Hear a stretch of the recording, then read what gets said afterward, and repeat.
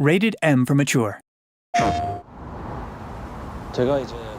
I've been making games for about 30 years. And making this kind of game has always been a dream for me.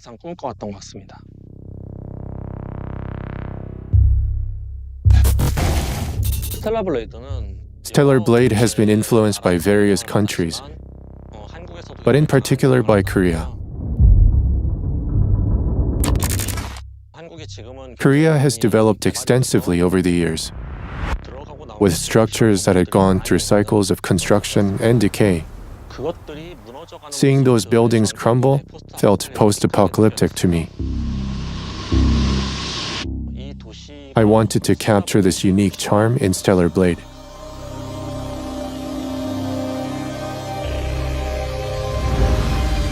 Even in the darkest times, it's always safe to bet on human survival instinct.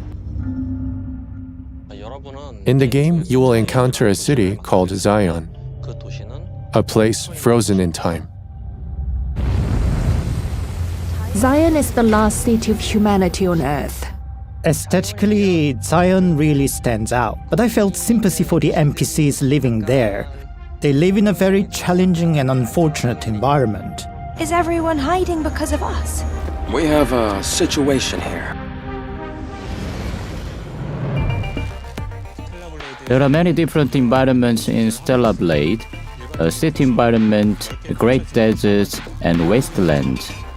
And even space. I actually wanted to reinterpret some of the conventional imagery associated with post-apocalyptic worlds. Rather than expanding horizontally, I thought about ways to expand vertically.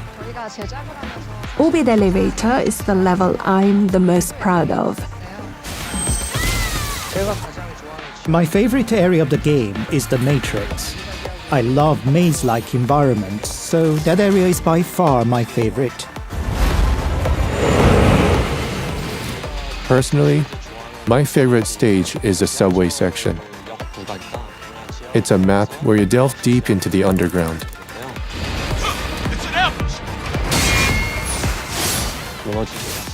From the collapsed subway station to other precarious sections, traces of survivors, and ultimately a fateful encounter.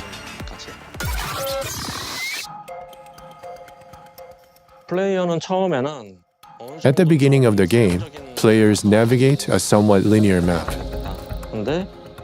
However, the moment you encounter survivors on the surface, the world expands significantly. This is the largest land I've ever seen in my life. And yet danger lurks around every corner. And you can find yourself in a world where you can go anywhere.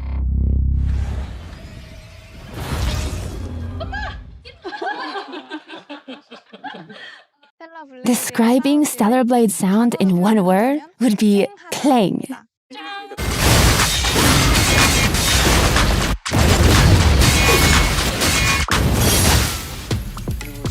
Parrying is a crucial element of our combat system.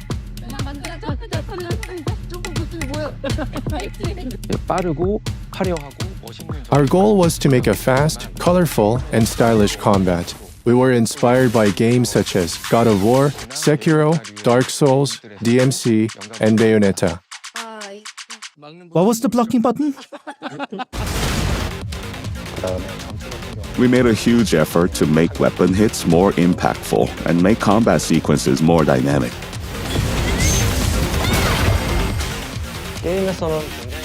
In the game, the accurate trajectory of the weapon and the position of the opponent are crucial. We did our best to precisely align these elements to convey the feeling of the sword penetrating the opponent accurately. These are cases where, depending on the situation, I might cut through or sever an enemy's body using a sword. I believe this is a crucial element, not just for the sake of gore, but also to give the feeling that the player is effectively utilizing a sword and give the feeling that you are really fighting. The functions of the DualSense were incredibly helpful for that. You'll be able to feel it right on your fingertips. Add this to the sound, motion, enemy reactions and effects. All of these elements combine in perfect harmony.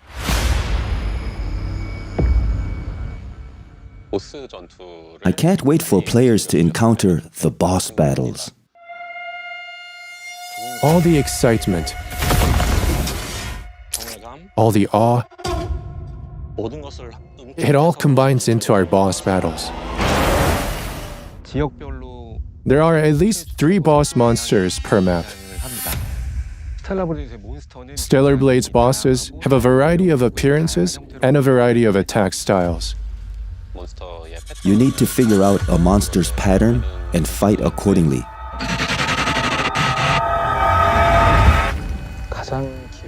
My most memorable monster is the one we made first. His name is Gigas. He's a gorilla-shaped monster. At first, he had only a few skills, but we added many more while developing the combat system.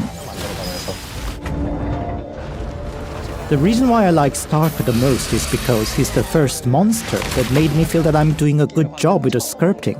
Out of all of them, he's the best. Fantastic finish. There is a monster called Abaddon that players will meet early on in the game. Everyone in the studio had a competition to see who could defeat this boss first.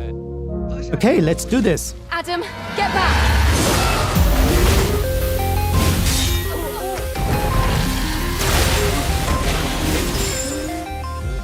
From that moment, all of us understood how to design the combat system of Stellar Blade.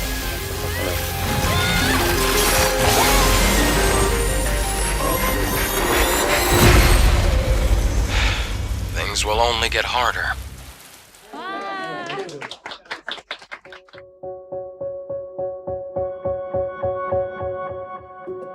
Stellar Blade is the outcome of my creative dictatorship. However, that dictatorship is quite feeble.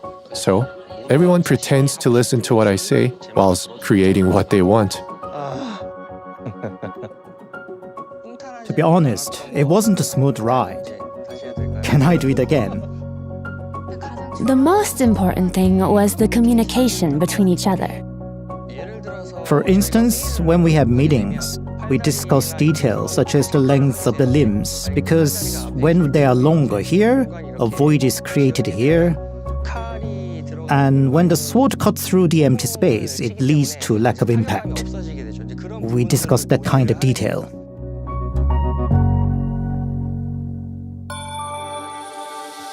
Our meeting with Sony was truly fateful. Shuhei Yoshida happened to be in South Korea.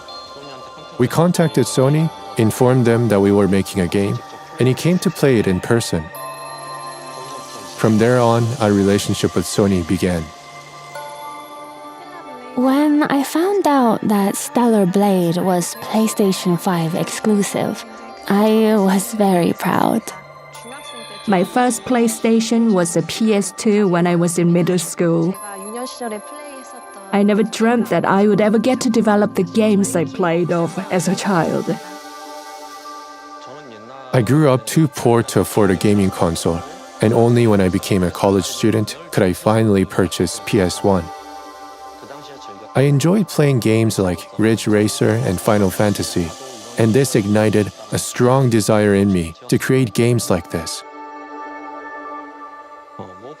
In Korea, there are not many opportunities to create console games, so there is a strong desire to make good games for global users. When Stellar Blade is released, I hope it becomes an example that South Korean game developers can develop a console game. I think Kim Young-tae will leave a historic mark on South Korean game developing history. Stellar Blade was made for you.